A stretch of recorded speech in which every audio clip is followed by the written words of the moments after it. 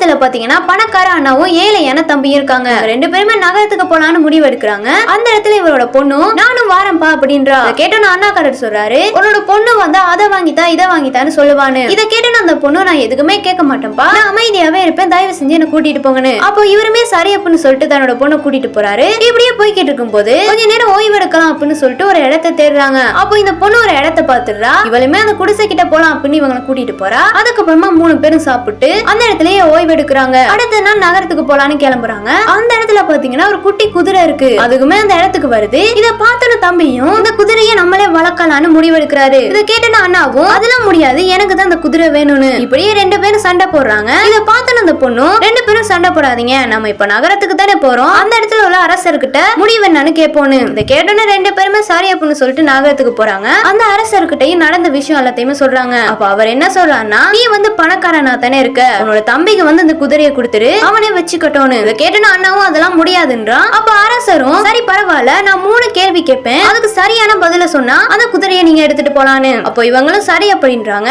அப்ப அரசர் சொல்றாரு, உலகத்திலேயே மென்மையான பொருள் என்ன, உலகத்திலேயே வேகமான பொருள் என்ன, அதுக்கப்புறமா உலகத்திலேயே விலை மதிப்பான பொருள் என்னன்னு. இத கேட்டோன்னு அண்ணக்காரர் சொல்றாரு, உலகத்திலேயே வேகமான பொருள் என்னன்னா அது உங்க குதிரை தான், அதுக்கப்புறமா மென்மையான பொருள் நீங்க படுத்து தூங்குற பெட்டு, அதுக்கப்புறமா விலை மதிப்பானது உங்களோட இளவரசர் தானு. அதுக்கப்புறமா அரசரும் தம்பி கிட்ட கேக்குறாரு. தம்பிக்கு சொல்ல வேற எதுக்குமே இல்ல, அவரும் தெரியாதுன்றாரு. அப்போ இவரோட பொண்ணும், என்னோட அப்பாவுக்கு பதிலா நான் சொல்லலாமான்னு கேக்குறா. அரசரும் சரி அப்படின்றாரு. இந்த பொண்ணு என்ன சொல்றானா, உலகத்திலேயே வேகமான பொருள்னா அது காத்து தான், அதுல உருவாகிற புயல்னால இந்த உலகத்தையே அழிச்சிடும், அவ்வளவு வேகமானது. அப்புறமா மென்மையான பொருள் என்னன்னா ஒரு குழந்தையோட முத்தம் தான், கடைசியா விலை மதிப்பானது நேர்மை தானு. இதை கேட்டோன்னு அரசரும் இவ்வளவு புத்திசாலித்தனமா அந்த பொண்ணு பதில் அளிச்சனால அவங்களுக்கு அந்த குதிரையை கொடுத்து அனுப்பி வைக்கிறாரு. இப்படி இந்த ஸ்டோரியும் பாத்தீங்கன்னா முடியுது.